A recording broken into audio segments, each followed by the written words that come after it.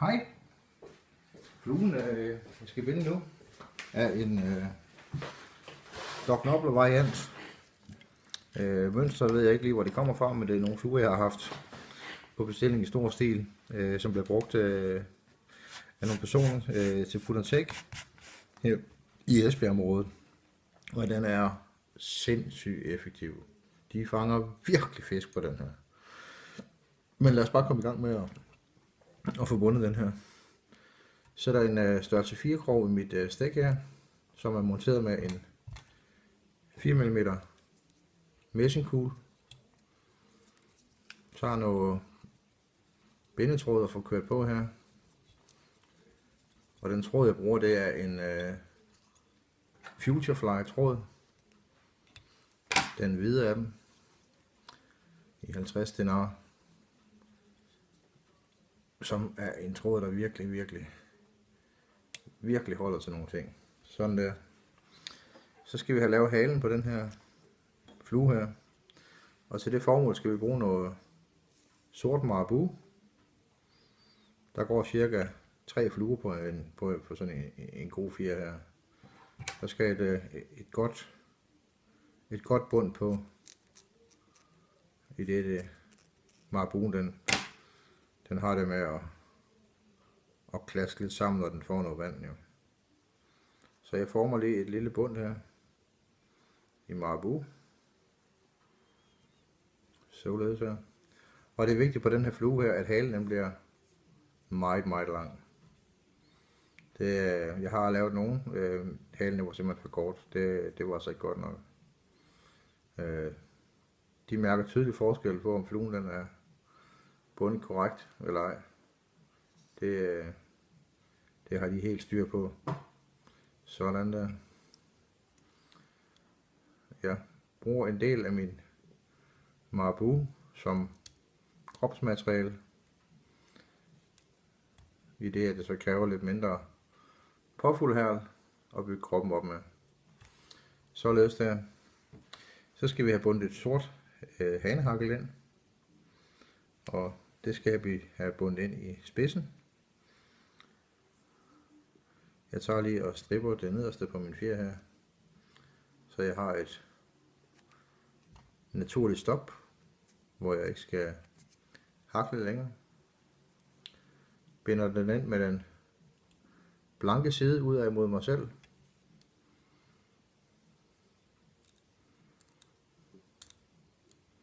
Således der. Kører man tråd tilbage til første indbindingspunkt. Og så skal jeg have fat i på en påfuldhærl. Og de skulle meget gerne være i samme længde, hvilket ikke altid er så nemt igen. Men jeg tror jeg har fundet en 8-10 stykker her, som er en fornuftig længde her. Jeg tror lige der er et enkelt af dem, der lige skal trækkes lidt frem her. Det er vigtigt, de har samme længde her. Og binder dem ind på siden af min flue. Således der. Kører min bindetråd tilbage til første indbindingspunkt. Tager min påfuldhærl og kører rundt om min bindetråd. Det gør, at det bliver en lidt stærkere krop, når vi det røg så med. Der kan man se, det er sådan noget, det er noget tyndt noget, det der påfuldhærl der. Så den binder vi lige ind igen, den der. Så kan det godt være, at det begynder at blive lidt kritisk med længden på det, om vi nu får hærlen nok til at kunne binde ind hele vejen. Men vi prøver lige at se, om det ikke går alligevel. Således der. For vikle min påfuldhærl rundt om min bindetråd her. Jeg kan ikke lige sige, hvor mange gange det er, men det er så det nogenlunde der. Det kommer til vejs ende, han har sagt til. Så det er hele vejen ned.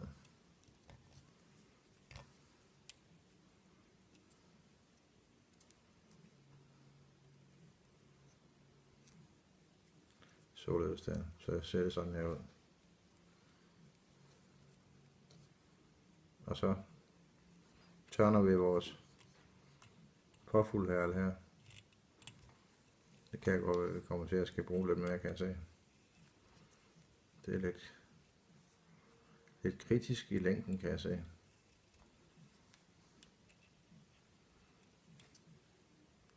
Det kan også være, det lige kommer til at gå.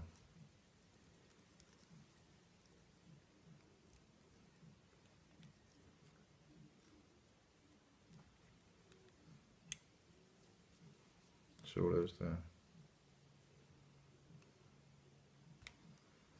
Sådan der. Klipper lige min overskydende hakkel, eller altså min overskydende påfuld her.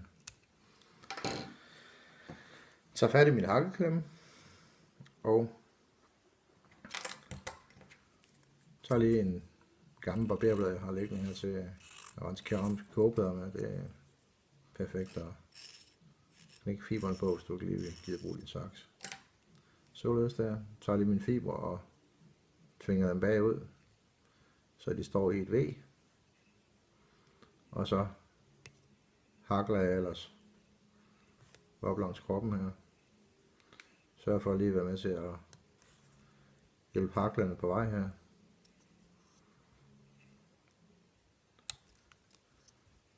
Og de bliver tørnet med en afstand af cirka 2 mm per omgang.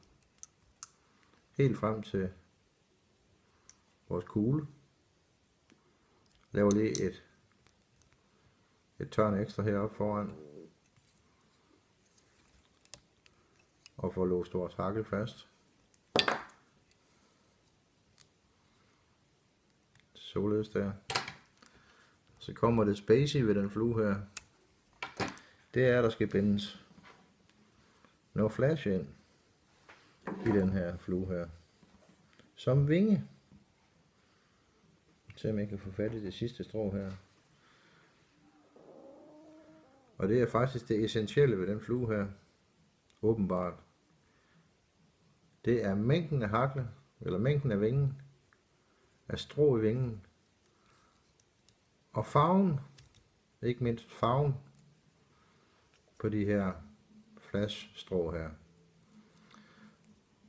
Og i den her er der brugt et strå i guld, et strå i blå, og et strå i rainbow. Og så er der brugt en enkelt af de røde, og den røde, det skal være den helt glatte model. Sådan der. Så er det bare lige at give det på ekstra tørn her. På med lidt sekundlim på bindetråden. Således der. Fæstner det, og er sikker på, at det sidder fast. Stram til en gang her. Sådan. Og mens limen den er en lille smule fugtig her, tager vi lige hurtigt og laver et par whip finisher her. Sådan der. Så løber det ingen steder. Således der.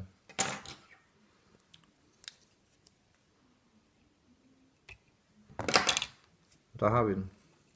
Nobbleren i en vestjysk variant. Det var det. Knæk og bræk derude. Tak fordi I kiggede med.